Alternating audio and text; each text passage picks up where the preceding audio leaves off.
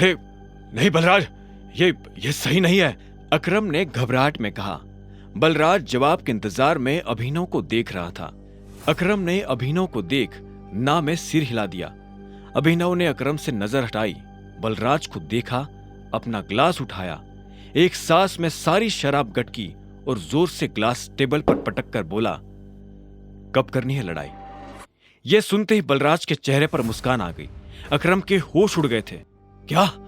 नहीं tiger, hold hold, तुम्हें कुछ भी साबित करने की जरूरत नहीं है, अकरम ने अभिनव से कहा। वो अभिनव को किसी तरह की परेशानी में नहीं डालना चाहता था।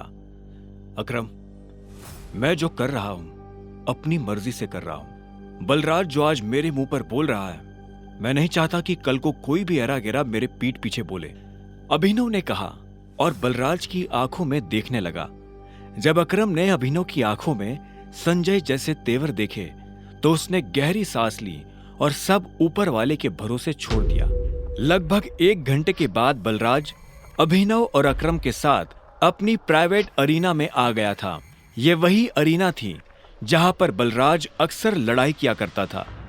तो अकरम मियां, किस पर दाव लगाओगे, मैं या ये? बेवकूफी भरा सवाल है बलराज, टाइगर के होते हुए किसी और पर दाव लगाया जा सकता है क्या? अकरम ने जवाब दिया। बुरी तरह पछताओगे, मुंह छिपाने की भी जगह नहीं मिलेगी, बलराज ने हंसते हुए कहा और रिंग में दाखिल हो गया। दोनों के बीच लड़ाई शुरू हुई और बलराज चिंघाड़ते हुए अभिनव की तरफ दौड़ा। उसने जैसे ही अभिनव पर पहला मुक्का मारा तो अभिनव एक बार को सन्न रह गया। बलराज किसी हाथी जैसा लग रहा था। उसका मुक्का अभिनव की नाक तोड़ता उससे पहले अभिनव को होश आया और उसने अपना सिर नीचे झुका लिया। बलराज का मुक्का खाली गया और वो पलटकर अभिनव को देखने लगा। उसके चेहरे पर हंसी थी। बलराज फिर से भागते हुए अभिनव की तरफ आया।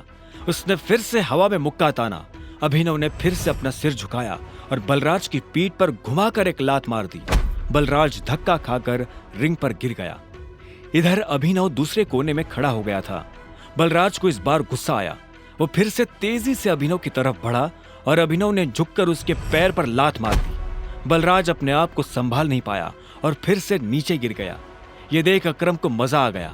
उसने बलराज से कहा, सरेंडर कर दो बलराज, क्यों अपना रिकॉर्ड खराब कर रहे हो? मैं बाहर किसी से नहीं कहूंगा कि तुम टाइगर से हारे थे। बलराज ने गुस्से में फर्श पर अपना हाथ मारा और झटके से खड़ा हो गया। इसके बाद उसने एक के बाद एक अभिनव पर मुक्के बरसाना शुरू कर दिए। अभिनव ने अपने आप को उसके मुक्कों से बचाया और आखिर में जैसे ही बलराज का मुक्का अभिनव के चेहरे पर पड़ने वाला था, अभिनव ने उसे रोका और बलराज के पेट में एक मुक्का मार दिया। बलराज दर्द के मारी नीचे झुका।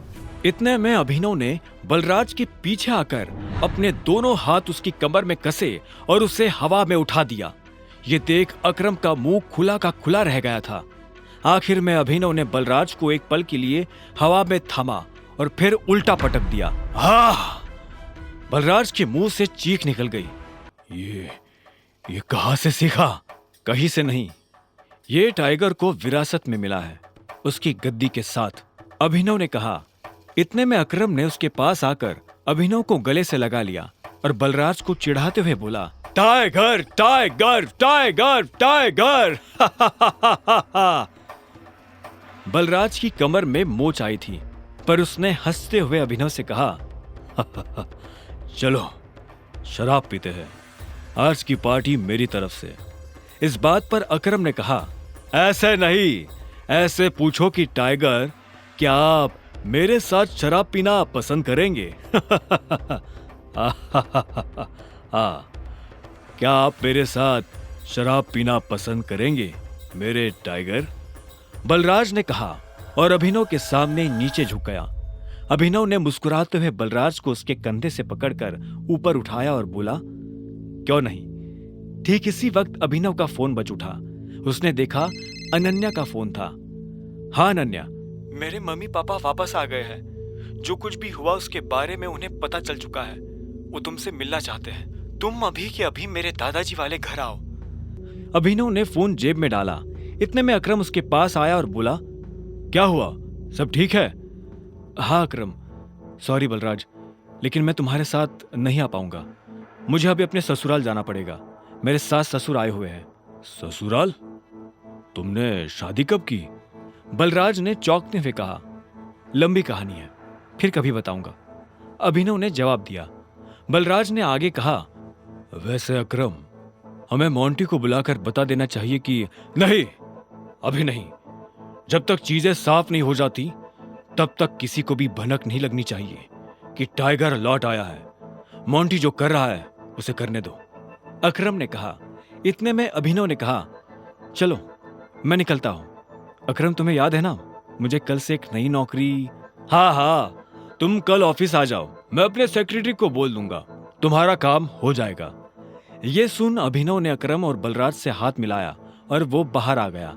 आगे की कहानी जानने के लिए देखें अगला एपिसोड सिर्फ पॉकेट एफएम के यूट्यूब चैनल पर, और द रिटर्न ऑफ टाइगर के सारे एपिसोड्स को सुनने के लिए डिस्क्रिप्शन में दी लिंक से डाउनलोड करें पॉकेट एफएम ऐप।